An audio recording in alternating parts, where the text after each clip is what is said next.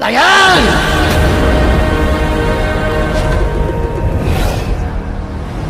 Nandamuri hero Kalyan Ram హీరోగా young and talented heroine సంయుక్త మీనన్ హీరోయిన్గా దర్శకుడు నిర్మాత అభిషేక్ నామ కాంబినేషన్లో తెరకెక్కిన లేటెస్ట్ చిత్రమే డెవిల్.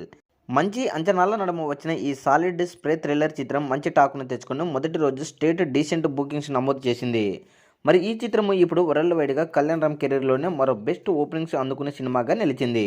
దీనికి మొదటి రోజు 4.92 కోట్ల గ్రాస్ కలెక్షన్లు వచ్చినట్లు మేకర్స్ అఫీషియల్గా కన్ఫర్మ్ చేశారు. ఇది కళ్యాణ్ రామ్ కెరీర్లోనే బింబిసార తర్వాత మరో మంచి ఓపెనింగ్స్ అని చెప్పొచ్చు. ఈ శనివారం మరి ఆదివారం కూడా ఈ సినిమాకు ప్లస్ కానుండగా ఈ వీకెండ్లో ఎలాంటి వసూళ్లను నమోదు అవుతాయా అనేది వేచి చూడవలసి ఉంటుంది. సో మొత్తానికి చూసుకుంటే డెవిల్ చిత్రము మొదటి రోజు 4.95 కోట్ల గ్రాస్ కలెక్షన్లు వచ్చినట్టు మనకు తెలిసిందే.